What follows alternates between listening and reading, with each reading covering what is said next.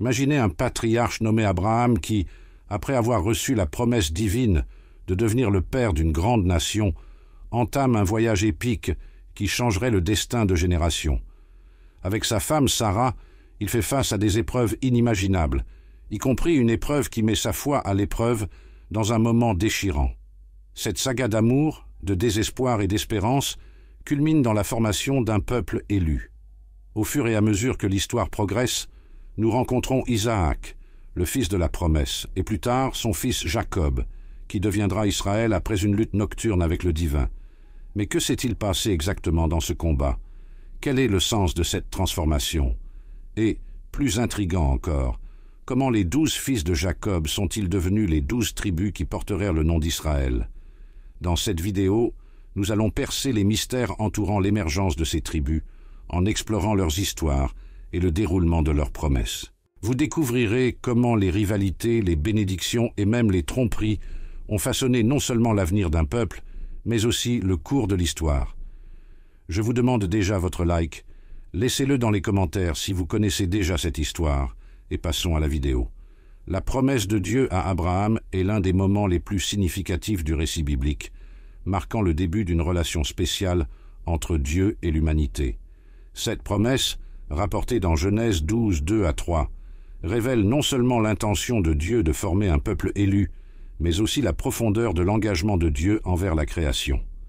La citation se lit comme suit: « Et je ferai de toi une grande nation, et je te bénirai, et je rendrai ton nom grand, et vous serez une bénédiction, et je bénirai ceux qui te béniront, et je maudirai ceux qui te maudiront, et en toi toutes les familles de la terre seront bénies. » Ces paroles, prononcées dans un contexte historique spécifique, ont résonné à travers les siècles, reflétant la continuité de l'alliance de Dieu avec son peuple.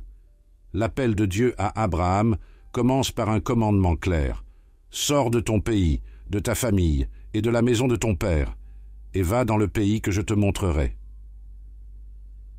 Cette invitation à l'obéissance et à la foi est profondément difficile, car elle exige d'Abraham qu'il abandonne tout ce qu'il savait. Ur des Chaldéens, sa ville natale, était un centre urbain prospère et avancé, plein de traditions et de sécurité. Le fait de quitter sa famille et sa patrie pour suivre un Dieu inconnu est un témoignage puissant de la foi d'Abraham. Il n'a pas remis en question le commandement divin. Au lieu de cela, il a choisi de faire confiance aux promesses de Dieu, même s'il ne savait pas le sort qui l'attendait. L'importance de l'alliance avec Abraham ne peut être sous-estimée. Non seulement Dieu le choisit, mais il établit une alliance, promettant qu'il deviendra une grande nation, ce qui implique une future descendance nombreuse et influente. Cette promesse est le fondement de l'histoire d'Israël, car, à travers Abraham, Dieu initie la formation d'un peuple qui serait un véhicule pour la révélation divine et, plus tard, pour le salut de l'humanité par Jésus-Christ. Le contexte historique dans lequel cet engagement a été pris est essentiel pour comprendre son impact. La société de l'époque d'Abraham était marquée par un lien fort avec les traditions familiales et tribales. En appelant Abraham, Dieu rompt avec ce modèle, en établissant une nouvelle forme de relation qui ne dépend pas des lieux ou des traditions, mais de la foi et de l'obéissance. Les promesses faites à Abraham vont au-delà d'une simple bénédiction personnelle. L'affirmation selon laquelle « En toi toutes les familles de la terre seront bénies » suggère un plan divin global qui inclut non seulement la descendance d'Abraham, mais toute l'humanité. Cette idée d'inclusion est révolutionnaire, car elle indique que le dessein de Dieu n'est pas de restaurer non pas un seul peuple, mais tous les peuples. À travers Abraham, Dieu envisage un avenir dans lequel le salut s'étendra à tous, culminant avec la venue de Jésus, qui est considéré dans la tradition chrétienne comme l'accomplissement de cette promesse. Avec cette promesse, Abraham s'en va d'Ur, emmenant avec lui sa femme Saraï, qui deviendra plus tard Sarah, et son neveu Lot. Ils voyagent à travers divers pays, y compris Haran, où ils restent pendant un certain temps. Au cours de ce voyage, Abraham devient un homme riche et respecté, mais la promesse de Dieu d'une descendance nombreuse semble encore lointaine, d'autant plus que Sarah ne pouvait pas avoir d'enfant. La relation entre Abraham et Sarah est mise à l'épreuve lorsqu'ils arrivent en Égypte pendant une famine. Pour se protéger, Abraham ment sur sa femme, disant qu'elle est sa sœur, ce qui incite Pharaon à l'emmener dans son palais. Cependant, Dieu intervient et apporte une plaie sur l'Égypte, révélant la vérité à Pharaon, qui, à son tour, ramène Sarah à Abraham, montrant que la protection de Dieu sur eux est une constante. Après leur séjour en Égypte, Abraham et Lot sont séparés en raison de l'augmentation de leurs troupeaux et du besoin d'espace. Lot choisit la région fertile de Sodome et Gomorrhe, tandis qu'Abraham reste dans le pays de Canaan.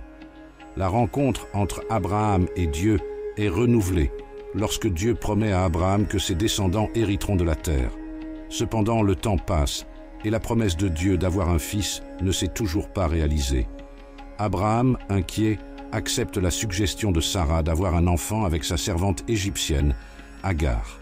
Le résultat de cette relation est Ismaël, qui est considéré comme le fils de la chair, mais pas le fils de la promesse.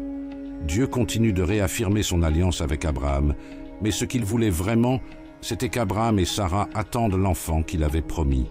Finalement, quand Abraham a 99 ans et Sarah a 90 ans, Dieu rend visite à Abraham à nouveau et établit l'alliance de la circoncision comme signe de promesse.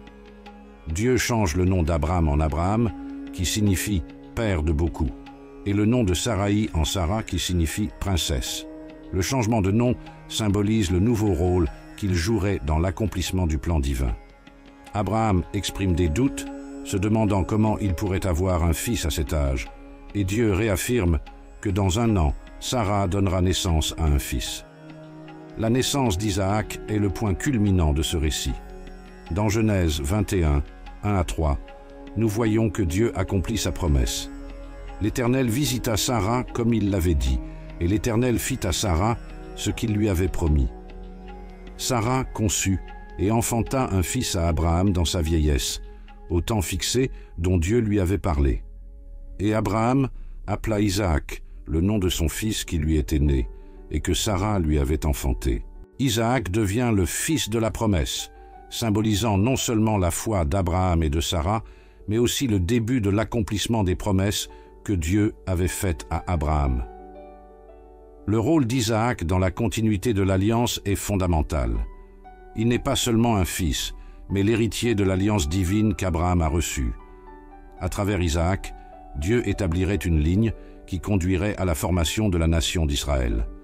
Le récit de Genèse 22, qui raconte l'épreuve de la foi d'Abraham, apporte une profondeur émotionnelle extraordinaire et met en évidence la complexité de la relation entre Dieu et le patriarche.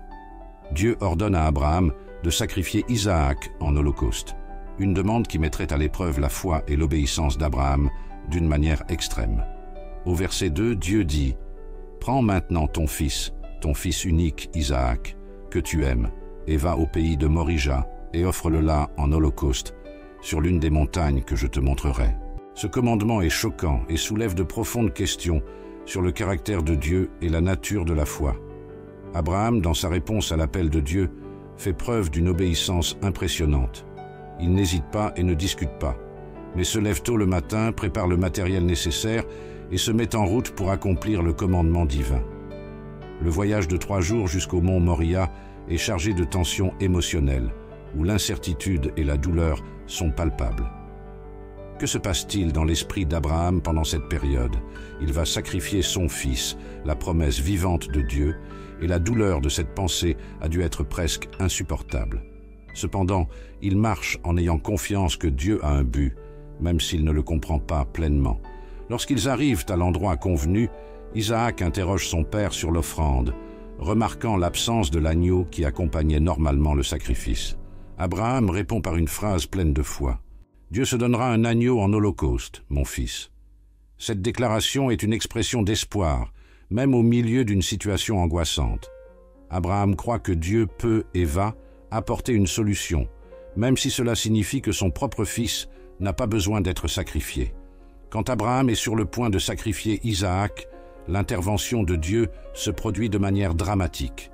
Un ange du Seigneur l'appelle et empêche l'exécution du sacrifice en disant « N'étends pas ta main sur l'enfant et ne lui fais rien, car maintenant je sais que tu crains Dieu, car tu ne m'as pas refusé ton fils unique. » Cette scène est un témoignage puissant de la foi d'Abraham et de la loyauté dont il a fait preuve en suivant les commandements de Dieu. L'expérience révèle non seulement la profondeur de la foi d'Abraham, mais met également l'accent sur la provision divine. Dieu a fourni un bélier qui a été sacrifié à la place d'Isaac, symbolisant la grâce et la miséricorde qui imprègnent la relation entre Dieu et son peuple. Isaac n'est donc pas seulement un fils, il est un symbole d'alliance, d'espoir et de promesse. Sa vie est intimement liée à l'histoire du salut, et sa naissance représente l'accomplissement du plan divin que Dieu a établi avec Abraham.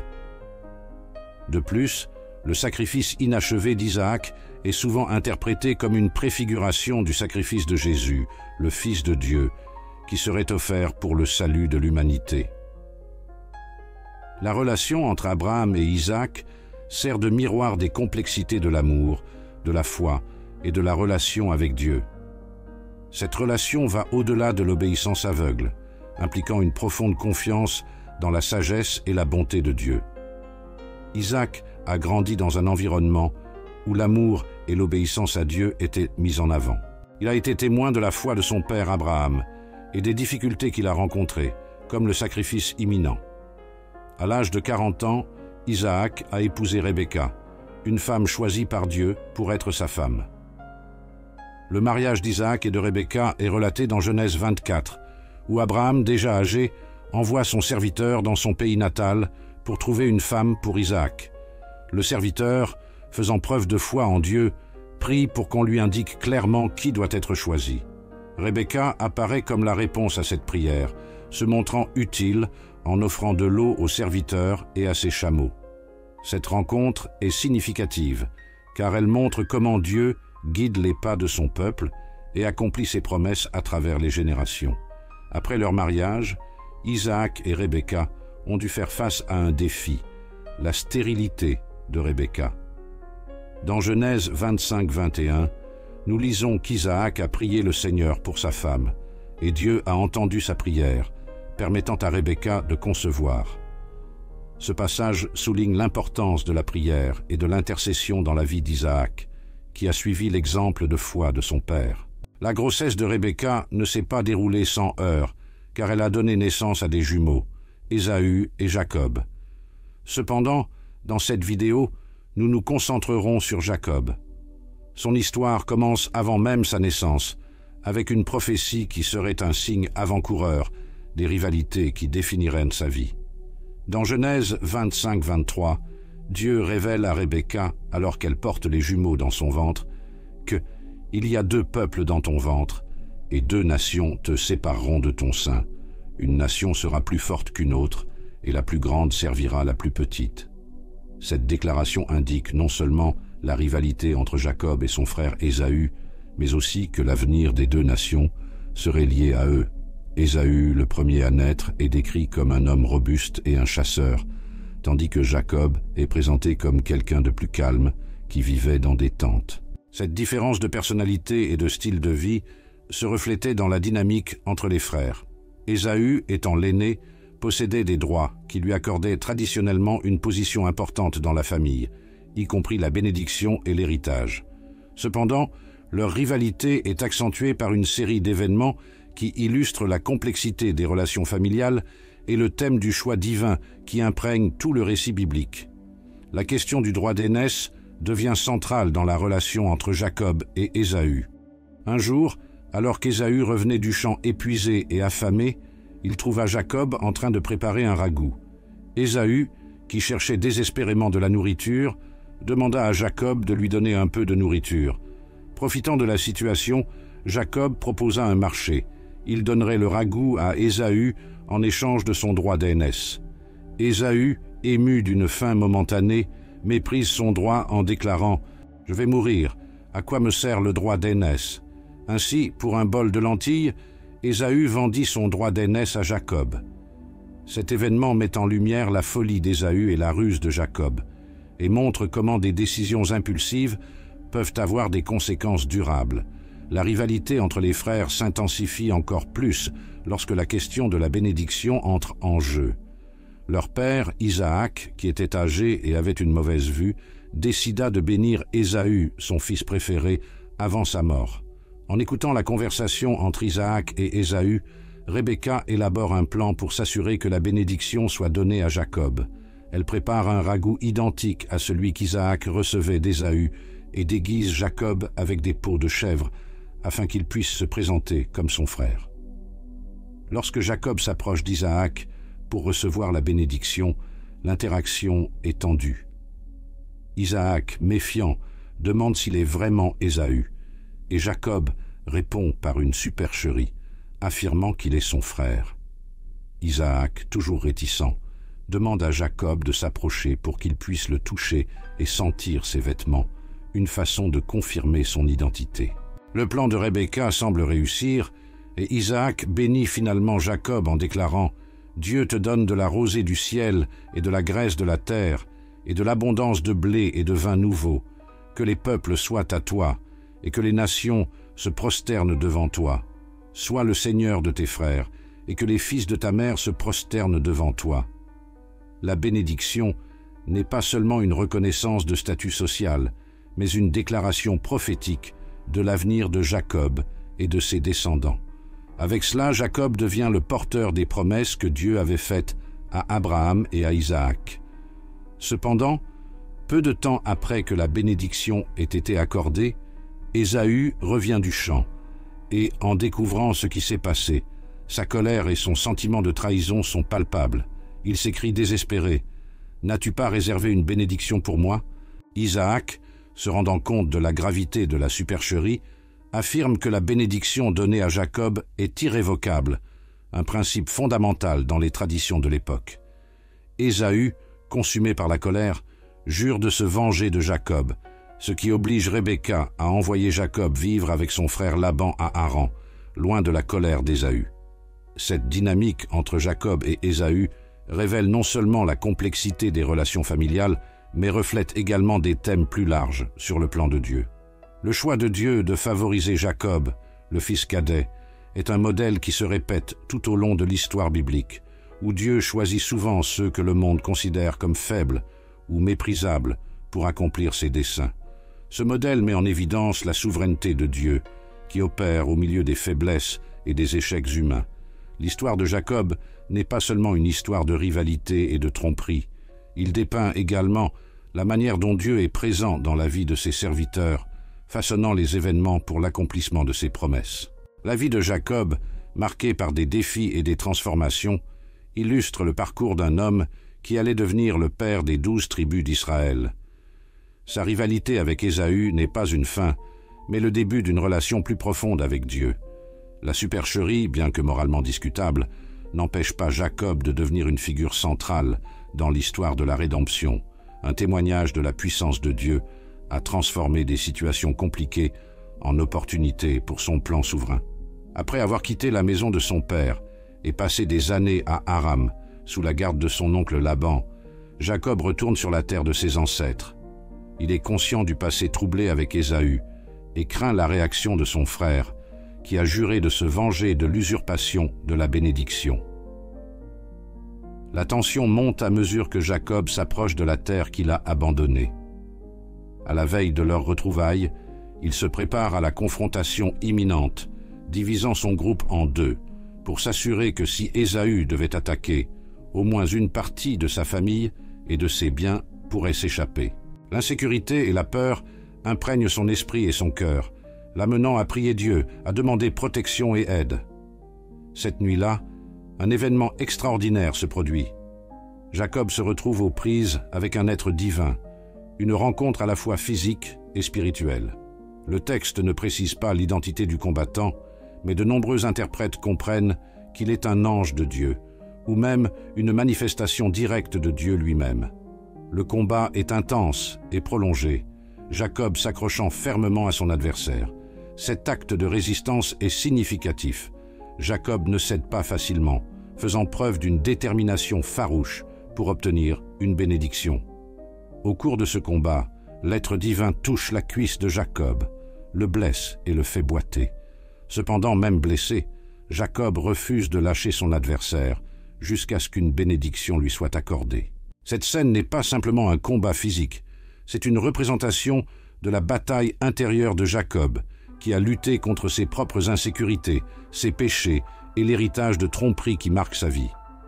La lutte symbolise la recherche d'une identité plus profonde, une transformation qui le conduira à être plus qu'un simple usurpateur. Lorsque l'être divin demande le nom de Jacob, il répond Jacob, ce qui signifie celui qui tient le talon ou supplanté. Cette réponse évoque son passé et la nature de ses actes. En réponse, l'être divin déclare « On ne t'appellera plus Jacob, mais Israël, parce qu'en tant que prince, tu as lutté avec Dieu et avec les hommes, et que tu l'as emporté. » Cette nouvelle identité, Israël, signifie celui qui lutte avec Dieu ou prince de Dieu. C'est une reconnaissance non seulement de sa lutte, mais aussi de sa victoire dans l'obtention de la bénédiction qu'il désirait tant. La transformation de Jacob en Israël a une signification profonde, car elle ne se limite pas à un changement de nom. Il représente un changement de caractère et une nouvelle direction dans votre vie. Jacob le supplanteur devient maintenant Israël le prince. Cette nouvelle identité porte en elle la responsabilité de diriger et de guider les générations futures, en particulier les 12 tribus qui émergeraient de leurs enfants. La lutte de Jacob avec l'être divin est un moment où il ne cherche pas seulement une bénédiction, mais aussi une nouvelle compréhension de sa place dans le plan de Dieu. Comme Israël, Jacob devient le patriarche des 12 tribus, chacune issue de ses fils. Cette transformation est un précurseur des défis et des triomphes auxquels Israël serait confronté en tant que nation. Les tribus qui descendront de ses fils, Ruben, Siméon, Lévi, Juda, Issachar, Zabulon, Dan, Nephtali, Gad, Azer, Éphraïm et Manassé, auront des rôles importants dans l'histoire d'Israël, chacune avec sa propre identité et son propre héritage. Le nom Israël ne devient pas seulement un nom personnel, mais un symbole de la nation qui serait formée à partir de lui, un peuple choisi par Dieu. La lutte de Jacob est aussi une métaphore de la lutte continue à laquelle le peuple d'Israël sera confronté tout au long de son histoire. Tout comme Jacob a lutté contre Dieu et l'a emporté, la nation d'Israël a été confrontée à des défis qui ont mis à l'épreuve sa foi, son identité et son engagement envers le Dieu qui l'a appelé. Ce récit offre une compréhension profonde du fait que, même si la lutte peut être difficile, la persévérance et la recherche de Dieu mènent à la transformation et à une relation plus profonde avec lui. Les 12 fils de Jacob, dont chacun provient de ses épouses et concubines, sont des figures centrales dans la formation des 12 tribus d'Israël. Son histoire n'est pas seulement une chronique de relations familiales complexes, mais aussi une description de l'accomplissement des promesses de Dieu à Abraham, Isaac et finalement à Jacob. La liste des fils de Jacob se trouve dans Genèse 35, 22 à 26, où nous lisons « Il y avait 12 fils de Jacob, les fils de Léa, Ruben le premier-né, Siméon, Lévi, Juda, Issachar et Zabulon. Les fils de Rachel, Joseph et Benjamin. Les fils de Bilha, la servante de Rachel, Dan et Nephtali. Fils de Zilpa, servante de Léa, de Gad et d'Azer. Ce sont là les fils de Jacob, qui lui naquirent à Padan Aram. La dynamique familiale qui a donné naissance aux 12 enfants est marquée par des rivalités et des tensions, qui reflètent le contexte culturel de l'époque. Jacob avait 2 femmes, Léa et Rachel, qui étaient sœurs, et à cause de cela, leur relation était remplie de jalousie et de compétition. Léa, l'épouse la moins aimée, est celle qui a donné naissance à 4 enfants, à commencer par Ruben, son premier-né. Ruben est souvent considéré comme une figure tragique, non seulement parce qu'il est né dans une position privilégiée, mais aussi en raison de ses actions ultérieures, qui conduiront à une perte de respect parmi ses frères et sœurs. Il allait devenir le leader naturel, mais ses échecs, y compris sa relation illicite avec la concubine de Jacob, Bilha, ont entraîné une perte de respect et de pertinence dans les tribus d'Israël. Siméon et Lévi, les fils suivants de Léa, ont également contribué à la complexité du récit familial. Les 2 frères se sont montrés impétueux, en particulier lors de l'incident qui s'est produit à Sichem, où, pour se venger du viol de leur sœur Dina, ils ont tué tous les hommes de la ville. Le caractère intrépide de Siméon et de Lévi a poussé Jacob à les réprimer, et leurs tribus ont dû faire face à des conséquences à l'avenir, reflétant l'idée que les comportements et les actions des patriarches auraient des répercussions sur l'histoire de leurs descendants. Juda, le fils de Léa, est devenu une figure importante parmi les frères. La bénédiction que Jacob accorde à Juda dans Genèse 49 est significative. « Juda, tes frères te loueront, ta main sera sur la nuque de tes ennemis. » Cela indiquait non seulement le leadership de Juda, mais aussi la promesse que de lui viendrait la lignée royale, culminant avec David et finalement Jésus-Christ. Juda, malgré ses défauts personnels, s'est distingué par ses compétences de leadership et par la rédemption qu'il cherchait dans sa propre histoire, en particulier dans l'épisode impliquant Tamar. Les fils de Rachel, qui était la bien-aimée de Jacob, sont Joseph et Benjamin. Rachel, qui se sentait d'abord impuissante parce qu'elle était incapable d'avoir des enfants, a finalement donné naissance à Joseph, un fils qui allait rapidement devenir le préféré de Jacob.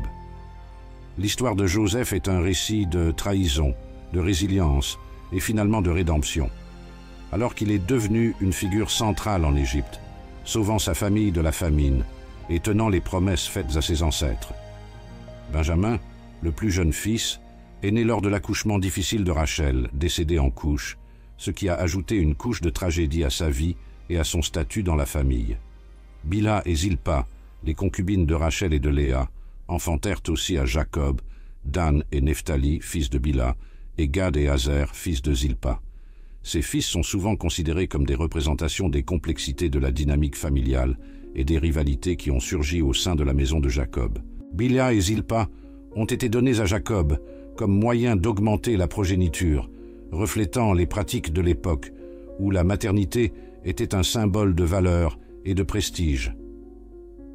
L'histoire de ces tribus montre comment chaque enfant a apporté non seulement son identité personnelle, mais aussi les conflits et les dynamiques familiales qui s'entremêlent dans la vie de chacun.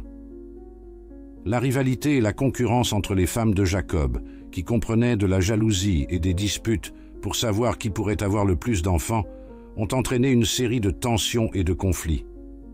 Léa et Rachel, essayant chacune de surpasser l'autre, ont finalement amené leurs servantes pour élever la progéniture de Jacob. Cette pratique, courante à l'époque, a non seulement compliqué la structure familiale, mais a également jeté les bases de rivalité durable qui allaient façonner l'histoire des tribus d'Israël. La dynamique familiale n'est donc pas seulement une question de relations personnelles, mais reflète le fonctionnement plus large de la providence divine. Au milieu des imperfections humaines, chaque fils de Jacob a non seulement contribué à la fondation des tribus d'Israël, mais a également incarné les leçons et les défis auxquels chaque génération du peuple d'Israël serait confrontée. Le récit des 12 fils de Jacob offre un regard riche et multiforme sur la relation entre Dieu et son peuple, montrant que même au milieu des rivalités et des conflits, il accomplit ses promesses de manière surprenante. Un autre facteur très important qui mérite d'être mentionné est les bénédictions de Jacob dans Genèse 49, qui représentent un moment culminant dans le récit de l'Ancien Testament.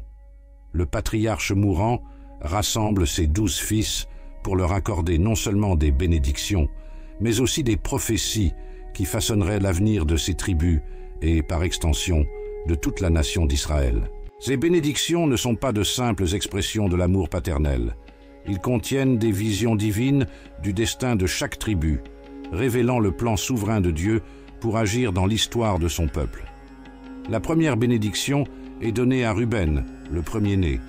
Jacob le décrit comme « ma force est le commencement de ma force », mais il souligne immédiatement ses défauts. « Parce que tu es monté dans le lit de ton père, ne te surpasse pas ». La mention du péché de Ruben lorsqu'il a couché avec Bila, la concubine de Jacob, entraîne un avertissement qui a un impact non seulement sur sa vie, mais aussi sur l'histoire de la tribu. Ruben perdrait son droit d'aînesse et son rôle de dirigeant serait finalement transféré à Juda. Cette bénédiction reflète la façon dont les actions individuelles ont des conséquences qui se répercutent à travers les générations. Siméon et Lévi, les suivants dans la file, reçoivent une bénédiction tout aussi dure. Jacob mentionne sa colère et sa fureur, qui ont conduit au viol de Sichem et au massacre des hommes de la ville. Il dit « Maudite soit sa colère, car il était féroce, et sa colère parce qu'il était cruel. En conséquence, leur tribu n'aurait pas une parcelle de terre unifiée, et leurs caractéristiques de tempérament marqueraient leur histoire.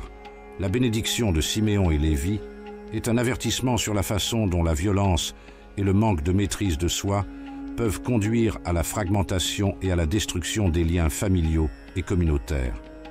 Juda, quant à lui, reçoit une bénédiction remplie d'espoir et de grandeur.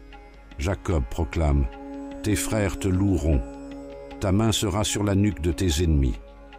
La bénédiction devient encore plus significative lorsque Jacob déclare que le sceptre ne s'éloignera pas de Juda, indiquant le leadership et la royauté qui émergeraient de cette tribu. Juda deviendrait l'ancêtre de la lignée royale, culminant avec le roi David et, selon la tradition chrétienne, Jésus-Christ.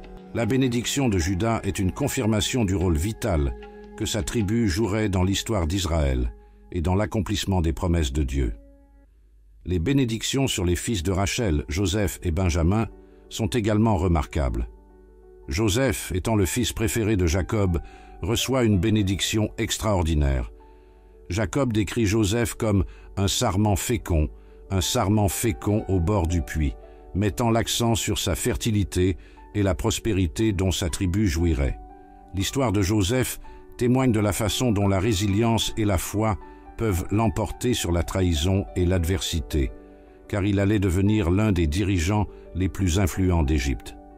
La bénédiction de Jacob souligne l'importance de la tribu d'Éphraïm, qui allait devenir l'une des tribus les plus importantes d'Israël, reflétant le rétablissement et la restauration que Dieu pourvoit, même après des périodes de souffrance. Benjamin, le plus jeune fils, reçoit une bénédiction qui indique la force et la férocité de sa tribu. Benjamin est un loup qui s'arrache.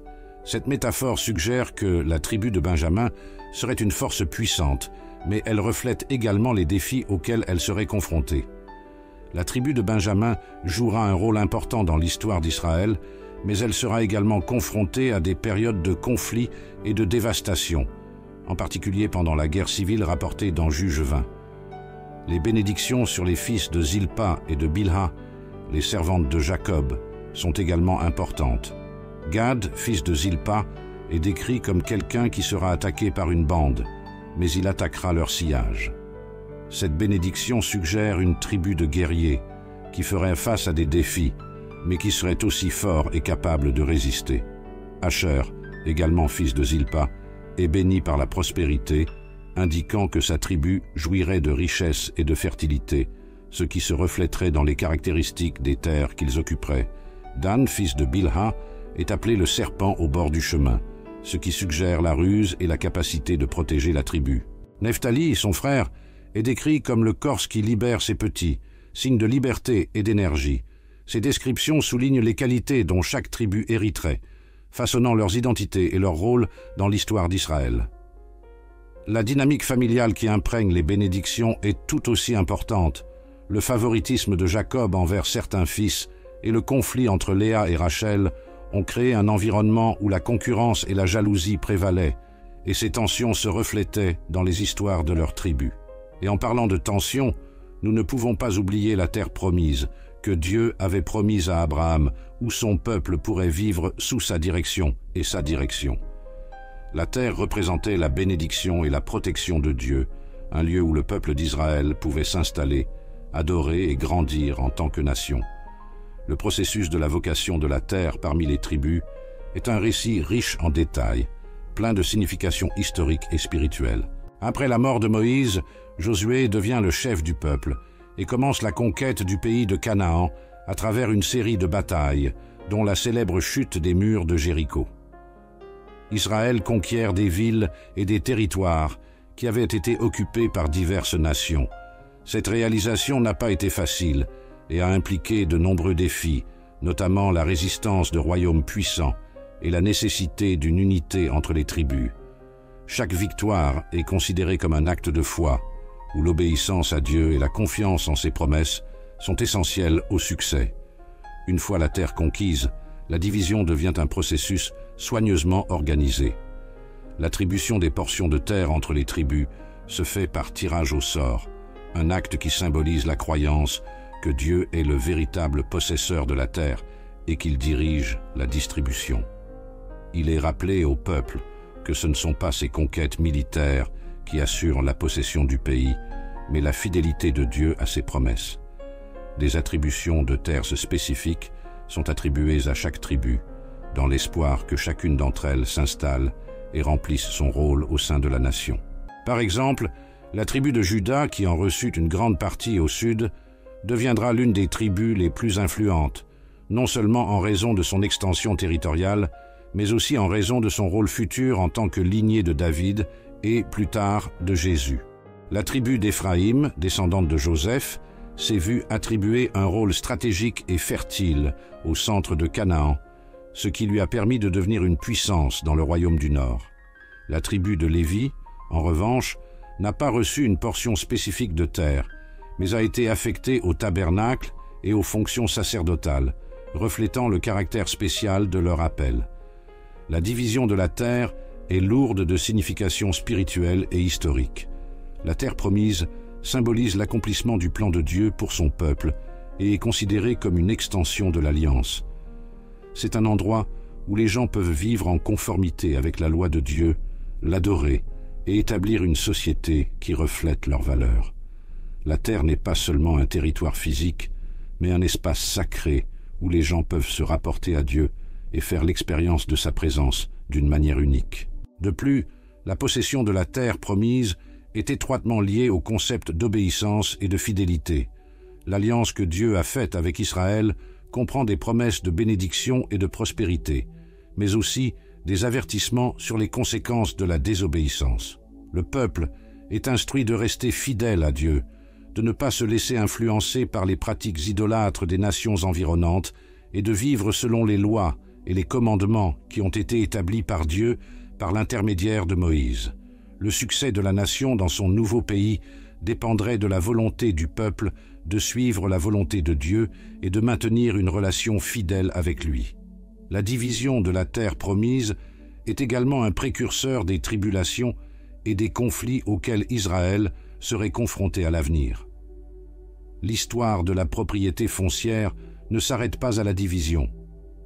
Il s'étend à un récit de réalisation, de défaite, de regret et de restauration. La nécessité de maintenir l'unité entre les tribus, la lutte contre l'oppression et la défense de l'intégrité de la terre deviennent des thèmes récurrents dans l'histoire d'Israël.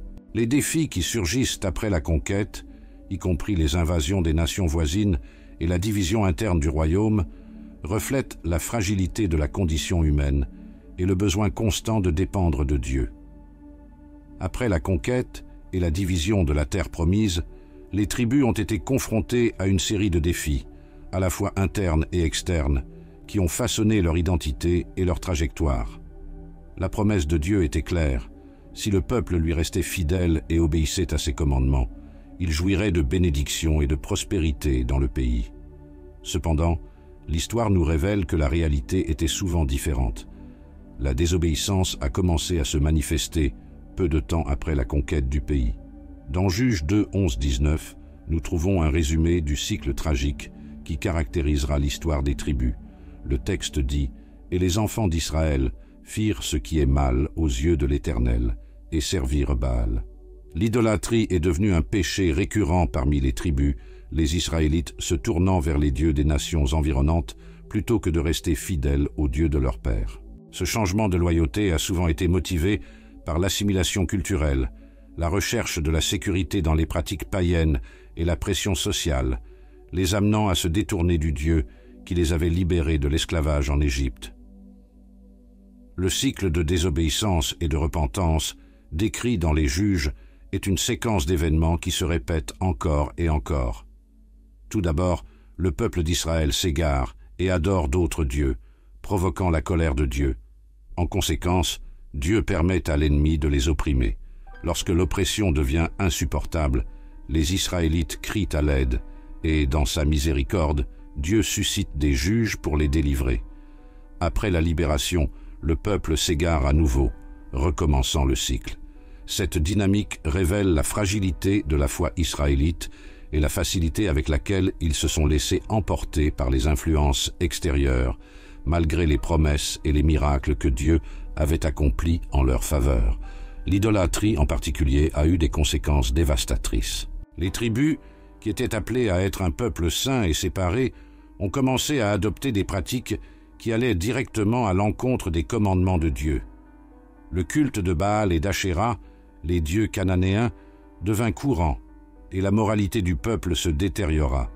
Il en a résulté une perte d'identité et une détérioration des relations sociales et spirituelles. Au lieu d'être une lumière pour les nations, les Israélites sont devenus comme les peuples qui les entouraient, affaiblissant la mission que Dieu leur avait donnée. Cette désobéissance allait aboutir à des conséquences encore plus profondes et plus durables. Après la mort du roi Salomon, la division du royaume d'Israël en deux royaumes, le royaume du Nord, Israël, et le royaume du Sud, Juda, a mis en évidence les échecs du leadership et la nécessité de l'unité. Le règne de Salomon, qui a apporté une grande splendeur et une grande richesse, a également semé les graines de la division. L'oppression des travailleurs et les impôts élevés ont créé un mécontentement parmi les tribus, et à la mort de Salomon, ce mécontentement s'est transformé en crise politique.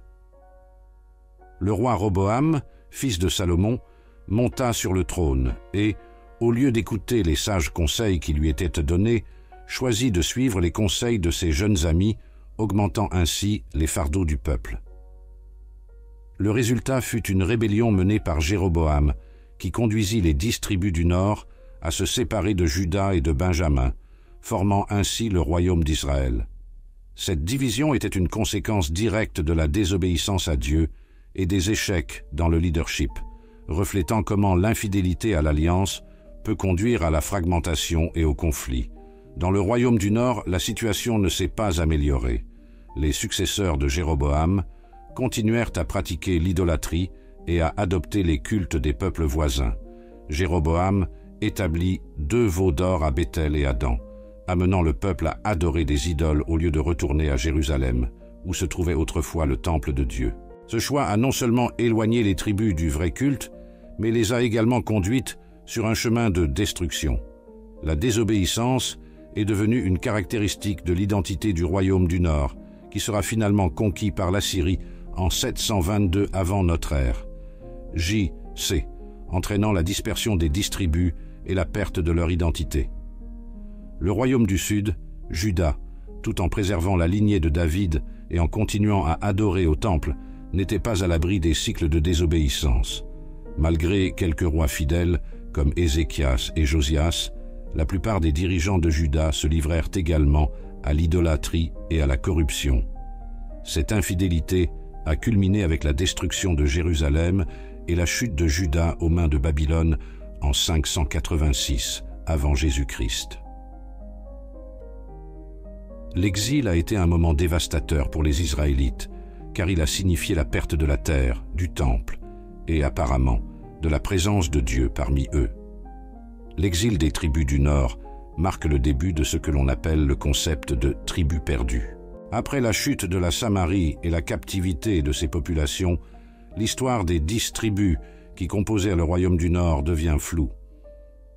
Ils ont été dispersés entre les nations, et beaucoup pensent que cette dispersion a entraîné une perte d'identité nationale et culturelle.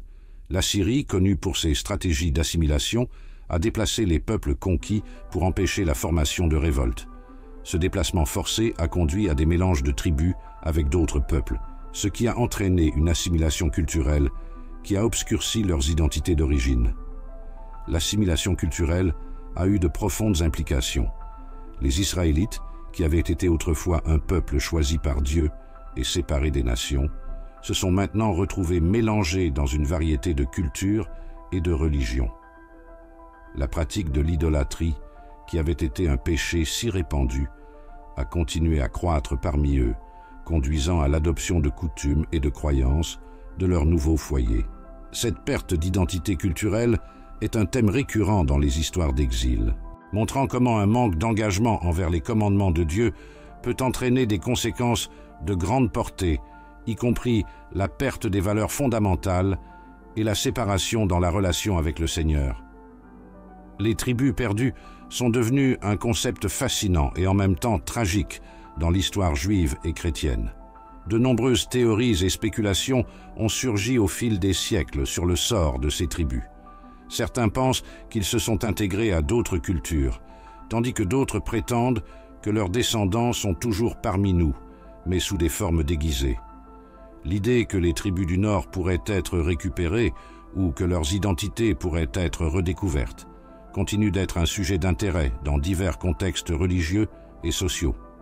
De plus, le récit des tribus perdues sert d'avertissement sur l'importance de la fidélité et de l'obéissance à Dieu. L'histoire du Royaume du Nord est un témoignage puissant de la fragilité de la condition humaine et des conséquences qui peuvent découler d'un écart par rapport aux vérités divines. L'exil et la dispersion des tribus du Nord ne sont pas seulement des événements historiques, mais aussi des réflexions sur la nécessité d'une relation permanente avec Dieu, qui est la source de la véritable identité et du but de son peuple. La perte de l'identité des tribus du Nord nous rappelle que lorsqu'un peuple s'éloigne de ses racines et des vérités qui les définissent, il peut facilement se perdre au milieu de la diversité culturelle et de l'influence des nations voisines. Ce qui a commencé comme un détour du culte est devenu une perte irréversible d'identité, montrant comment la désobéissance peut avoir des répercussions non seulement dans le présent, mais aussi dans les générations futures. L'idée que les 10 tribus du Royaume du Nord ont disparu de l'histoire après la conquête assyrienne en 722 avant notre ère. J.C. a donné lieu à de nombreux débats et enquêtes sur l'endroit où ces tribus pourraient se trouver. Certaines théories suggèrent que les descendants de ces tribus ont émigré loin de leur terre d'origine et se sont mélangés à d'autres cultures au fil du temps. Par exemple, certains érudits désignent des groupes en Europe, en Asie et même en Afrique comme des descendants possibles de ces tribus perdues, affirmant que les traits culturels, les traditions et même certaines pratiques religieuses peuvent être retracés jusqu'aux anciens Israélites. Parmi les théories les plus intrigantes, il y a celle qui lie certaines communautés indigènes dans diverses parties du monde aux tribus d'Israël. Par exemple, les Bêta Israël d'Éthiopie prétendent descendre de la tribu de Dan. Ils ont des pratiques religieuses et culturelles qui ressemblent aux traditions juives et leur histoire est pleine de liens qui relient leur origine aux récits bibliques. Un autre groupe souvent mentionné est celui des Indiens Navajo et d'autres peuples autochtones des Amériques qui, selon certains, ont des racines israélites en raison de similitudes dans les traditions et les rituels. De plus, au Moyen Âge et à la Renaissance, de nombreux explorateurs et érudits ont recherché les tribus perdues, croyant qu'elles pourraient les trouver dans des terres lointaines. Ces expéditions étaient souvent motivées à la fois par la curiosité des érudits et par une quête spirituelle pour se connecter aux promesses bibliques. Historiquement, certains groupes religieux, tels que les Mormons, ont incorporé l'idée de tribus perdues dans leur doctrine, croyant que certaines nations autochtones étaient des descendants directs de ces tribus. La citation de Jacques 1.1, qui fait référence aux 12 tribus qui sont dans la dispersion, offre une perspective importante sur la pertinence des tribus d'Israël dans l'Église primitive. Jacques, en écrivant son épître, reconnaît la continuité de l'identité des tribus, même après des siècles d'exil et de dispersion. Non seulement il mentionne les tribus, mais il suggère également que, malgré la séparation géographique et culturelle, la promesse de Dieu à Israël était toujours valable et que le message de l'Évangile s'étendait à tous, y compris à ceux qui s'identifiaient comme descendants d'Israël. Cette référence souligne que l'histoire des tribus d'Israël ne s'est pas terminée avec leur dispersion. Au contraire, elle s'est intimement liée à l'histoire du christianisme. Le message de Jésus et les enseignements des apôtres cherchaient à restaurer et à unir les peuples, y compris les tribus perdues, dans la Nouvelle Alliance. Cela symbolise l'inclusion des païens et la reconnaissance que le salut n'est pas limité à une ethnie ou à une nationalité spécifique, mais qu'il est un appel universel. À l'époque moderne, la recherche d'un sentiment d'appartenance et d'une identité spirituelle conduit encore beaucoup à explorer les origines de leur propre lignée. Pour certains, Cette enquête peut se manifester par un désir de découvrir les racines de tribus perdues, tandis que d'autres cherchent à renouer avec les traditions juives et israélites. La résilience culturelle et spirituelle des peuples, qui se croient descendants d'Israël, témoigne du désir humain de chercher un sens et une identité dans un monde souvent confus et fragmenté. De plus, le regain d'intérêt pour le judaïsme et l'héritage israélite s'est répandu dans diverses communautés à travers le monde, ce qui a entraîné une augmentation de l'appréciation et de l'étude des Écritures, de l'histoire et des traditions. Ce phénomène est visible chez les groupes qui cherchent à s'identifier à l'héritage hébraïque, en étudiant les pratiques et les rituels anciens, dans le but de raviver un sentiment d'appartenance. L'histoire d'Israël ne s'arrête pas à l'exil des tribus du Nord, mais s'étend pour inclure des promesses de restauration et d'espoir, qui sont essentielles pour comprendre la relation entre Dieu et son peuple. Les prophéties du rétablissement, en particulier celles que l'on trouve dans Ézéchiel et Ésaïe, révèlent un Dieu qui, malgré l'infidélité d'Israël, reste attaché à ses promesses et à ses plans. Dans Ézéchiel 37, 21 à 22, nous trouvons une puissante promesse de réunir les tribus d'Israël. L'Éternel dit, dis-leur, ainsi parle l'Éternel, voici, je prendrai les enfants d'Israël du milieu des nations où ils sont allés, et je les rassemblerai de tous côtés, et je les ferai entrer dans leur pays. Et je ferai d'eux une nation dans le pays, dans les montagnes d'Israël, et un roi sera roi pour eux tous. Cette déclaration est un témoignage fort de l'intention de Dieu de rassembler son peuple dispersé, réaffirmant que même après l'exil, l'identité d'Israël n'a pas été perdue mais préservée dans un plan divin qui était encore en train de se dérouler. Cette vision de la restauration est chargée de sens. Premièrement, cela indique que la relation entre Dieu et Israël n'a pas été rompue malgré les transgressions. Les promesses de Dieu sont éternelles et il refuse d'abandonner son peuple, même lorsqu'il se détourne de lui. La promesse que Dieu ramènera les Israélites dans leur pays est une déclaration de sa souveraineté et de sa puissance.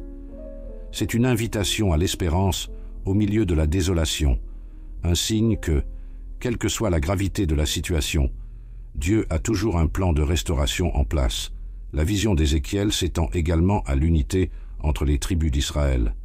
La mention « Je ferai d'eux une nation sur la terre » suggère que la division qui s'était élevée entre les tribus serait guérie, apportant un nouveau départ. L'union des tribus sous un seul roi indique la restauration de la monarchie et, par extension, la venue d'un Messie qui régnerait avec justice et équité. Cette idée d'un roi unificateur est au cœur de l'espérance messianique du peuple d'Israël et reflète la continuité de l'alliance de Dieu avec les générations passées.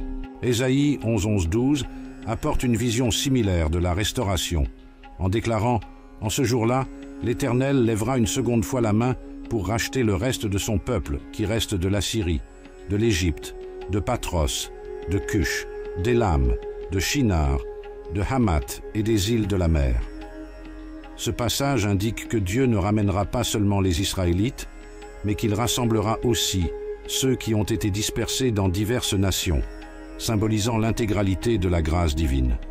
La promesse de l'union des tribus sous un seul roi révèle l'espoir qu'à l'avenir, il y aura un chef qui unifiera le peuple d'Israël, rétablissant la souveraineté et l'adoration du vrai Dieu. La continuité de l'alliance de Dieu est un thème central de cette prophétie. L'histoire du peuple d'Israël est marquée par des cycles de désobéissance, mais la fidélité de Dieu à son alliance est un rappel constant que son amour et sa compassion ne faillissent pas. L'alliance, qui a commencé avec Abraham par Isaac et Jacob et qui a été rétablie avec la nation du Sinaï, reste en vigueur même dans les situations les plus sombres. L'espérance de la restauration est la preuve que Dieu travaille toujours à ramener son peuple dans une relation juste avec lui. La vision de la restauration ne se limite pas seulement à un retour physique à la terre, mais aussi à une transformation spirituelle. La promesse qu'un cœur nouveau serait donné au peuple, comme l'indique Ézéchiel 36-26, souligne l'intention de Dieu de renouveler l'esprit des Israélites, en les conduisant à l'adoration et à l'obéissance véritable. Cette transformation est essentielle pour que les gens non seulement retournent à la terre, mais s'engagent également à suivre fidèlement Dieu, en veillant à ce que les leçons du passé ne soient pas oubliées. Les promesses de restauration et d'unité des tribus ont des implications non seulement pour le peuple d'Israël, mais aussi pour la compréhension plus large de la rédemption dans le récit biblique. L'attente messianique qui imprègne ces prophéties s'accomplit en Jésus-Christ, qui, selon la tradition chrétienne, est le roi promis qui est venu rassembler non seulement les Israélites, mais aussi toutes les nations sous sa direction. Le message de salut que Jésus a apporté est un déploiement de l'espérance que les prophètes, tels qu'Ézéchiel et Isaïe, ont proclamé, unissant l'humanité dans une nouvelle alliance de grâce. La compréhension de cette histoire est cruciale pour la foi contemporaine, car elle nous offre de précieuses leçons sur la nature de Dieu et la relation de l'homme avec le divin. Le récit des 12 tribus sert à rappeler que l'obéissance et la fidélité à Dieu sont essentielles pour faire l'expérience des bénédictions promises. De plus, la recherche d'une identité spirituelle dans un monde de plus en plus fragmenté peut être inspirée par le témoignage des Israélites qui, même au milieu des défis, ont persévéré dans la foi et l'espérance. Réfléchir sur les liens personnels avec l'héritage biblique est une invitation à chacun d'entre nous à réfléchir à la manière dont nos propres histoires s'entremêlent avec le récit de Dieu. Alors que nous reconnaissons que les promesses faites à Israël s'étendent également à nous, nous sommes appelés à explorer nos propres identités et l'importance de la foi dans nos vies. L'histoire des 12 tribus n'est pas seulement un compte-rendu d'événements passés, mais une occasion de se connecter avec les vérités éternelles qui façonnent notre compréhension de Dieu et de son plan rédempteur pour l'humanité. Ainsi, lorsque nous regardons en arrière sur le voyage des 12 tribus d'Israël, nous sommes encouragés à nous demander comment nous pouvons appliquer ces leçons à nos vies. Comment pouvons-nous rester fidèles aux promesses de Dieu, même lorsque nous rencontrons des difficultés et des distractions dans un monde qui semble souvent s'éloigner des valeurs spirituelles? L'histoire d'Israël nous rappelle l'importance de rester enracinés dans notre foi et de rechercher activement une relation avec Dieu. Par conséquent, alors que nous réfléchissons à ce riche récit, puissions-nous nous rappeler que, comme les tribus d'Israël, chacun de nous a un rôle à jouer dans l'histoire de Dieu. Notre héritage biblique n'est pas seulement un souvenir du passé, mais une source de force, d'espoir et de but pour le présent et l'avenir. Dieu continue de nous appeler à une vie de foi et d'obéissance, promettant que si nous le cherchons de tout notre cœur, nous trouverons la véritable identité et la signification qu'il a pour nous. Puisse l'histoire des tribus nous inspirer à vivre d'une manière qui honore Dieu et reflète sa lumière dans le monde. Si vous avez aimé explorer la riche histoire des 12 tribus d'Israël et les promesses de Dieu, n'oubliez pas de vous abonner à notre chaîne et d'activer la cloche de notification pour rester au courant des vidéos à venir. Votre abonnement nous permet de continuer à vous proposer un contenu pertinent et inspirant. Et n'oubliez pas, la connaissance est encore plus puissante lorsqu'elle est partagée.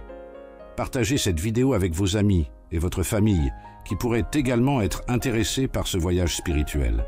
Ensemble, nous pouvons explorer davantage la foi, l'histoire et les promesses que Dieu a pour nous.